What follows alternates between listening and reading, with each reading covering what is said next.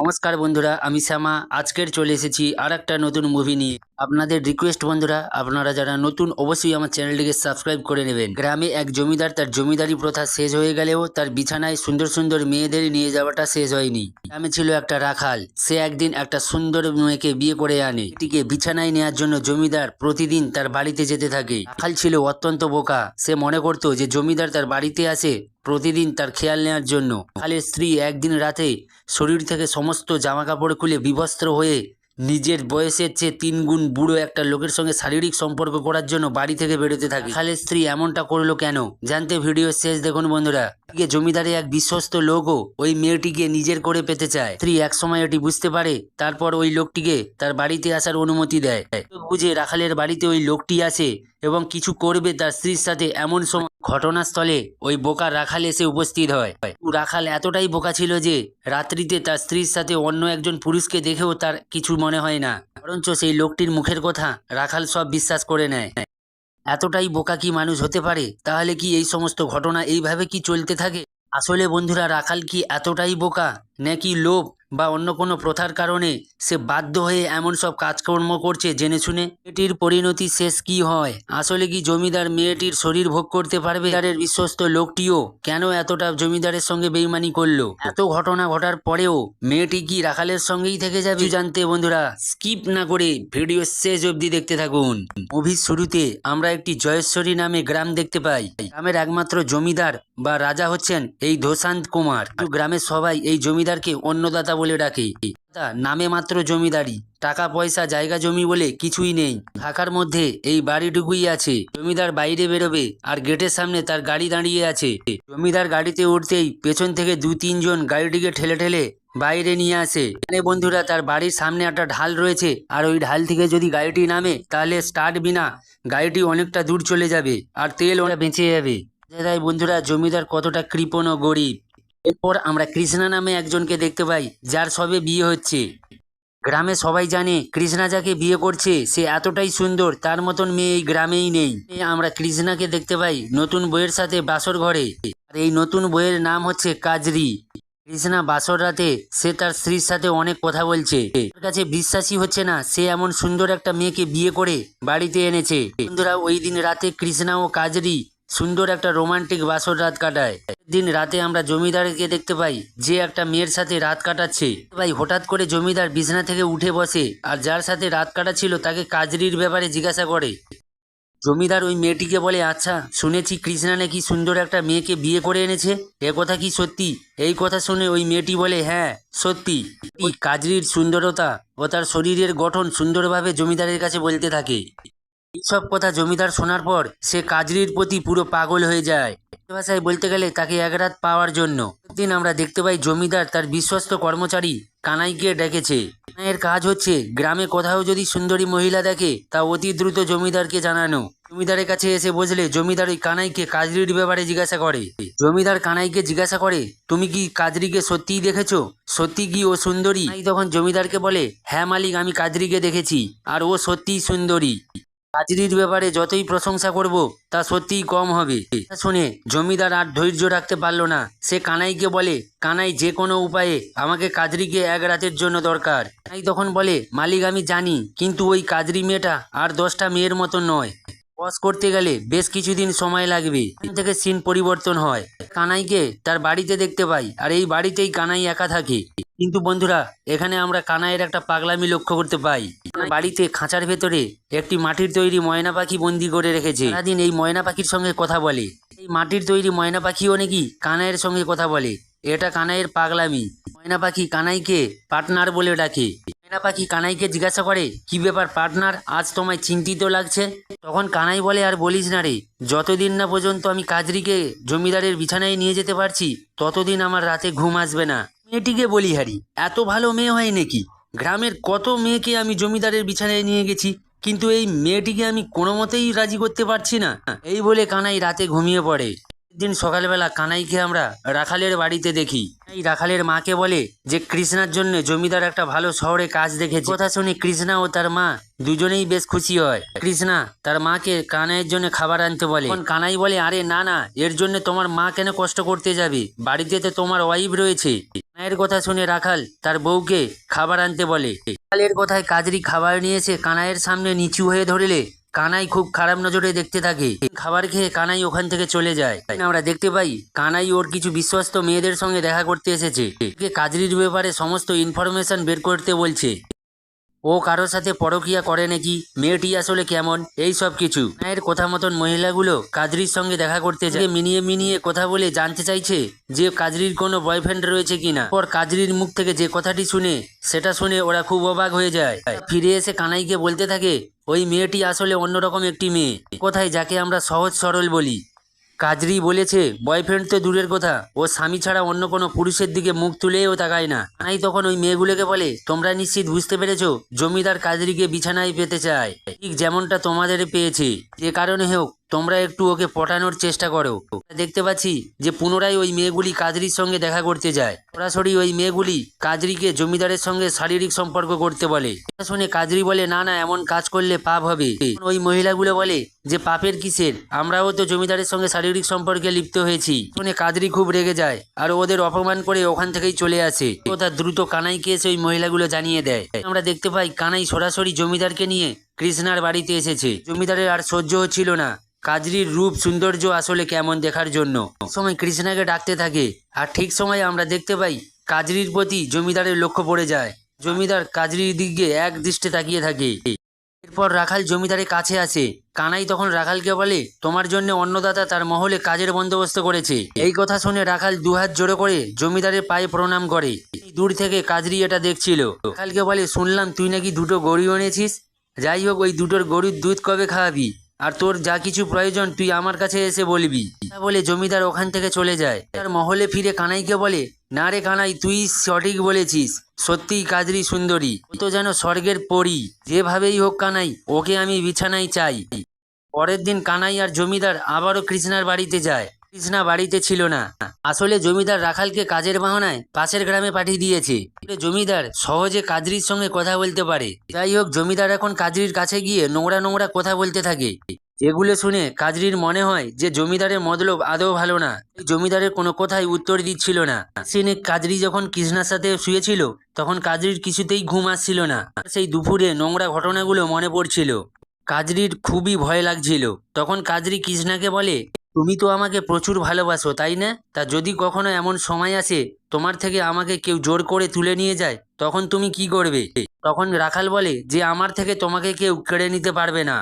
আচ্ছা তুমি হঠাৎ করে আমায় এমন কথা বলছো কেন, কি হয়েছে আমায় বলো। তখন দুপুরবেলার ঘটনার কথা রাখালকে বলতে থাকে। এসব কথা শুনে কৃষ্ণা প্রচন্ড রেগে যায় আর জমিদারকে মারার জন্য সে ঘর থেকে তাড়াহুড়ো করে বের হচ্ছিল।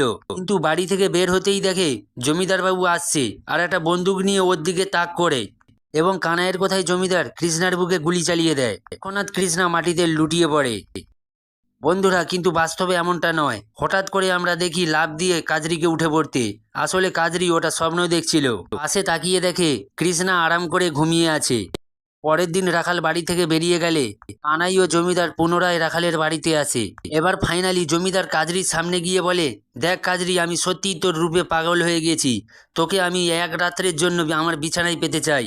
এই কথা বলে জমিদার কাজরিকে জড়িয়ে ধরলে কাজরি রেগে জমিদারকে ধাক্কা মেরে মাটিতে ফেলে দেয়। মাটিতে পড়ে গিয়ে জোরে চিৎকার করে ওঠে, ওরে বাবা, আমার কোমরটা গেল। কানাই দেয়ালের আড়াল থেকে সব দেখছিল। কানাই দৌড়ে এসে জমিদারকে মাটি থেকে তোলে। এরপর জমিদার রাগে সাপের মতন ফুঁসতে থাকে। জমিদারকে বোঝায় যে এই ঘটনাটা যদি গ্রামের সবাই জানতে পারে এই সামান্য মেয়েটি তোমাকে ধাক্কা মেরে ফেলে দিয়েছে তাহলে তোমার মান সম্মান আর থাকবে না। দেরি না করে জমিদার কানাইকে বলে, তুই কাজরির কাছে গিয়ে বল এই ঘটনা যেন গ্রামের কাউকে না বলে। এই যখন কাজরিকে বোঝানোর জন্য কাজরির কাছে যাচ্ছিল তখন কাজরি কোদালের মতন কিছু একটা নিয়ে কানাইকে মারার জন্য এগিয়ে আসে। তখন কানাই বুদ্ধি খাটিয়ে কাজরিকে বলে, শোনো শোনো, তোমাকে আমি ধন্যবাদ দিতে এসেছি এই বদলোকটাকে সাহায্য করার জন্য। তুমি আজকের এই ঘটনাটা কাউকে বলো না। এই বলে কানাই ও জমিদার ওখান থেকে চলে যায়। কাজরি এখানে একটু ভুল বোঝে। কাজরি মনে মনে ভাবতে থাকে, কানাইকে যতটা খারাপ ভেবেছিলাম ততটা না। কাজরি সেদিন খুব আনন্দে দিন কাটায়। কারণ জীবনে প্রথম সে বড় একটা এমন সাহসী পদক্ষেপ নিয়েছে। এরপর কৃষ্ণা যখন বাড়িতে ফিরে আসে তখন আনন্দ ও উৎসাহ নিয়ে কাজরির সমস্ত ঘটনা রাখালকে বলতে থাকে। খারাপ কাজের বিরুদ্ধে কাজরির এমন একটা সাহসী পদক্ষেপের জন্য তাকে ধন্যবাদ না জানিয়ে উল্টে রাখাল তাকে ধমক দেয়। রাখাল কাজরিকে বলে সে জমিদার, মেয়েদের সঙ্গে সে এমনটা করতেই পারে, তার সঙ্গে এমন ব্যবহার করা ঠিক হয়নি। তুমি জমিদারের গায়ে হাত তুললে, আমরা অনেক গরিব, আর জমিদার চাইলে আমাদের এখনই গ্রাম থেকে তাড়িয়ে দেবে। কাজরি বোঝার চেষ্টা করো, ডাঙাই থেকে জলে কুমিরের সঙ্গে লড়ার চেষ্টা করো না। আসলে কাজরি তুমি সত্যিই খুব সুন্দর, তোমার রূপে যে কেউ ফিদা হয়ে যেতে পারে। আসলে কাজরি বাইরে বেরোনো তোমার উচিতই নয়। খুব অবাক হয়ে যায়, যাকে এতটা ভালোবাসতো, যাকে নিয়ে সে গর্ব করত, তার মুখ থেকে এমন কথা সে শুনবে জীবনে ভাবতেও পারেনি। এরপর কাজরি খুব কান্না করতে থাকে। এদিকে রাত্রেবেলা কাজরির সাথে কৃষ্ণা রোমান্স করছিল, তখন কাজরির মনে হচ্ছিল তার উপরে কোনো একটা পুতুল শুয়ে আছে। নিজের স্ত্রীর শরীরকে অন্য পুরুষ স্পর্শ করবে আর সেটা মুখ বুজে সহ্য করবে, তা পুতুল ছাড়া কোনো মানুষের কাম্য নয়। এদিকে দেখতে পাই কাজরির জন্য জমিদার এখনো অপেক্ষা করছে। এই দিন কাজরির সাহসিকতা দেখে জমিদারের ভয় লাগে কাজরির কাছে যেতে। কানাইকে ডেকে জমিদার কাজরির কথা জিজ্ঞাসা করে। রাত্রেবেলায় কানাই তার পাখির সাথে কথা বলছিল। ওদের দুইজনের কথাবার্তা শুনে আমরা এটাই বুঝতে পারি ধীরে ধীরে কানাই ও কাজরির প্রতি ফিদা হয়ে যাচ্ছে। সকালবেলা কানাইয়ের বাড়িতে গ্রামের একজন এসে বলে যে কৃষ্ণার এক গাভীর ডেলিভারি হবে। গ্রামে মোটামুটি পড়াশোনা ব্যক্তি, গরুর ডেলিভারি কিভাবে হবে সেটা কানাইয়ের জানা ছিল। সবাই গরুর ডেলিভারি হওয়ার আগে কানাইকে ডেকে নিয়ে যেত। কানাই তখন ঘুমাচ্ছিল, তাই সে কোনো মতে রাজি হচ্ছিল না। তখন কানাইয়ের ময়না পাখি বলে, আরে যা, এখনই সুযোগ, এই সময়টাই তুই কাজরিকে পটাতে পারবি। ময়নার কথা শুনে কানাই তিড়িং করে লাফ দিয়ে ওঠে আর কাজরির বাড়িতে রওনা দেয়। ডেলিভারির পর কানাই কাজরির সামনে গিয়ে কাজরির সাথে আস্তে আস্তে কথা বলতে থাকে। বলতে গেলে ওকে পটাতে শুরু করে। কথা যখন কাজরি বুঝতে পারলো তখন কাজরি কানাইকে বলে পরশু রাতে আমার সঙ্গে এখানে এসে দেখা করো। কথাটা শুনে কানাই তো একদমই বিশ্বাসী হচ্ছিল না। এদিকে কাজরির মাথায় একটা বুদ্ধি এসেছে। কাজরি কানাইকে দিয়ে ওর স্বামীর জেলাস ফিল করানোর জন্যই রাত্রে ডেকেছে। দেখতে পাই কাজরি খুবই সুন্দরভাবে সাজুগুজু করেছে আর কানাই এদিকে এসেছে কাজরির সাথে দেখা করতে। কানাইকে যেখানে আসতে বলেছিল সেখানে ওর হাজবেন্ডকেও আসতে বলে। তো আমরা দেখতে পাই কানাই যখন কাজরির সাথে দেখা করতে আসে ঠিক ওখানেই সেই সময় কৃষ্ণা চলে আসে। কানাই লুকিয়ে পড়ে। পর কাজরি রাখালকে কানাইয়ের উপস্থিতি কথা বলে দেয়। কৃষ্ণা ধরার পর রাখাল কানাইকে বলে, কি ব্যাপার, তোমার এত বড় সাহস, তুমি আমার বাড়িতে ডাকাতি করতে এসেছো? কানাই বলে, আরে না, আমাকে জমিদার বাবু পাঠিয়েছে, তোমার বিরুদ্ধে কমপ্লেন আছে, গরুর খাবারে কিছু একটা মেশাও, আর সেটা চেক করার জন্যই আমাকে এখানে পাঠিয়েছে। শুনে রাখাল খুবই ঘাবড়ে যায় আর কানাইকে বলে যে দেখো, আমি এমনটা কিন্তু কিছু করিনি। এমন একটা মিথ্যা কথা বলে সেদিন কানাই ওখান থেকে কোনো রকম ভাবে পালিয়ে যায়। এই ঘটনা কাজরির কাছে খুবই বিরক্ত লাগে, কারণ কাজরি যেটা ভেবেছিল সেটা তো কিছুই হলো না। কানাই বাড়িতে এসে কাজরিকে নিয়ে রোমান্টিক রোমান্টিক স্বপ্ন ভাবতে থাকে। পরের দিন কানাই আবারও কাজরির সাথে দেখা করতে যায়। কানাইকে বলে যে কাজরি নিজেই সেদিনকার ওর হাজবেন্ডকে খবর দিয়েছিল তোমার হাজবেন্ড চলে এসেছিল, তাই আমাদের মধ্যে কোনো কিছু হয়নি, আমি আবারও যাব তোমার সঙ্গে দেখা করতে। কানাইকে একটি আম বাগানেও দেখা করতে বলে। বাগানে যখন কাজরি কানাইয়ের সঙ্গে দেখা করতে যায়, কাজরি আগেই থেকে তার হাজবেন্ডকে ডাকে। এর মতন কানাই কৃষ্ণার কাছে ধরা পড়ে যায়। ও রাখাল কোনো কিছু বুঝতেই পারলো না। ওখান থেকে কানাই কৃষ্ণাকে কোনো রকম ভুংছাং বুঝিয়ে পালিয়ে যায়। কাজরি খুবই বিরক্ত বোধ করে। এ আবার কেমন পুরুষ যে তার স্ত্রীকে অন্য কেউ ফলো করছে আর সে কিছুতেই বুঝতে পারছে না। কাজরি কানাইকে প্রতিদিন দেখা করতে ডাকে আর কৃষ্ণাকে দিয়ে ধরিয়ে দেয়। কৃষ্ণাকে কোনো রকম অজুহাত দিয়ে ওখান থেকে পালিয়ে যায়। কানাই কাজরির প্রতি এতটাই ফিদা হয়ে গিয়েছে যে কানাই অন্য কারোর সঙ্গে যদি রোমান্স করে সেখানেও কাজরিকে দেখতে পায়। মতন কাজরি আবারও কানাইকে তাদের বাড়িতে আসতে বলে। মতন কানাই আবারও রাজি হয়ে যায়। কানাই কাজরির বাড়ি আসার সাথে সাথে কাজরিকে দেখে জড়িয়ে ধরে আর কাজরির সাথে কিছু একটা করবে, ঠিক সেই সময় ওখানে রাখাল চলে আসে। এখন কাজরি বলে, আমার স্বামী জেগে গেছে, তুমি তাড়াতাড়ি রান্নাঘরে লুকিয়ে যাও। কথা মতো বেচারা কানাই আবারও রান্নাঘরে লুকিয়ে যায়। কৃষ্ণা চলে এলে আবারও কাজরি ওর হাজবেন্ডকে দিয়ে কানাইকে ধরিয়ে দেয়। বরাবরের মতন কানাই আবারও একটা কোনো রকম অজুহাত দিয়ে ওখান থেকে পালিয়ে যায়। কানাই এখনো হাল ছাড়ে না, কিছুতেই বুঝতে পারছে না যে এই সব কাজরিই করাচ্ছে।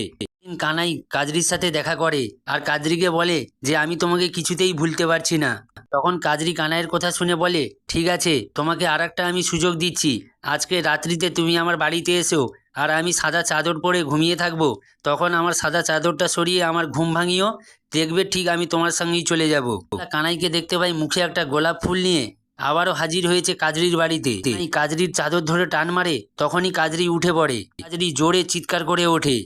কেননা এটাই ছিল কাজরির কাছে শেষ চেষ্টা।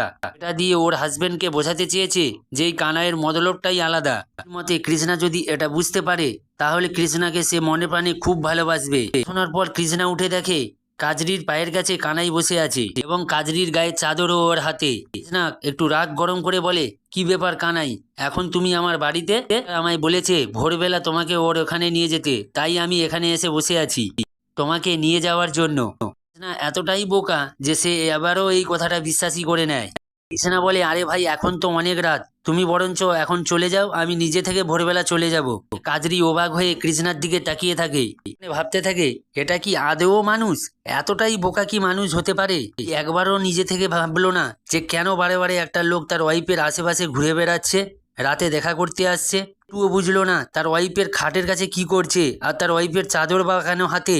থেকে কাজরি বুঝে যায় যে তার স্বামী তার প্রতি কোনো চিন্তাই করে না। জমিদারকে কৃষ্ণা ভগবানের মতন বিশ্বাস করে। কাল যদি জমিদার এসে আমাকে বলে যে আমি একজন দুশ্চরিত্রা, তাহলে তো কৃষ্ণা সত্যি সত্যিই ভেবে নেবে আমি একজন খারাপ প্রকৃতির মেয়ে। কানাই অবশেষে বুঝতে পারে যে এসব কাজগুলো আসলে কাজরিই করাচ্ছে। যা করেছে এ সব কিছু প্ল্যান ছিল কাজরির। বোঝার পর কানাই ভীষণভাবে কষ্ট পায়। আর কানাই ওখান থেকে যাওয়ার সময় বারে বারে বলতে থাকে, cheating any time not good, not. যখন ঘুম থেকে ওঠে তখন দেখতে পায় যে ওর পায়ের সামনে একটি গোলাপ ফুল পড়ে রয়েছে, তাতে কানাই কাজরির জন্য নিয়ে এসেছিল। এরপর কাজরি গোলাপ ফুলটি হাতে নিয়ে কৃষ্ণার দিকে তাকায় আর মনে মনে ভাবতে থাকে কৃষ্ণা এতদিন ওকে বিয়ে করেছে, ওর জন্য কি এনেছে? কাজরির জন্য এমন একটা ফুলও আনেনি। কাজরির জন্য কোনো রিস্কই নেয়নি, বরঞ্চ কাজরি যখন বিপদে পড়েছে উল্টে কাজরিকেই দোষ দিয়েছে কৃষ্ণা। কানাই অনেক রিস্ক নিয়ে বারে বারে কাজরির সঙ্গে দেখা করতে এসেছে আর বিপদে ফেলেছে নিজেকে, একবারও বিরক্ত হয়নি। তাহলে সত্যি কানাইয়ের সঙ্গে চলে যাওয়া উচিত। আমরা দেখতে পাই কাজরি কানাইয়ের কথা ভাবতে থাকে। কাজরির ঘুম আসছিল না, উঠে বসে আর একটা বড় সিদ্ধান্ত নেয়। এক শরীর থেকে সমস্ত গহনা খুলতে থাকে।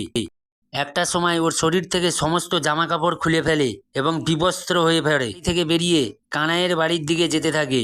এটা মনে মনে ভেবে রেখেছিল যেদিন কৃষ্ণার বাড়ি থেকে কাজরি বেরোবে সেদিন কাজরি গয়না সহ সমস্ত কাপড় জামা খুলে কানাইয়ের কাছে যাবে। হাঁটতে হাঁটতে কানাইয়ের বাড়ির সামনে আসে।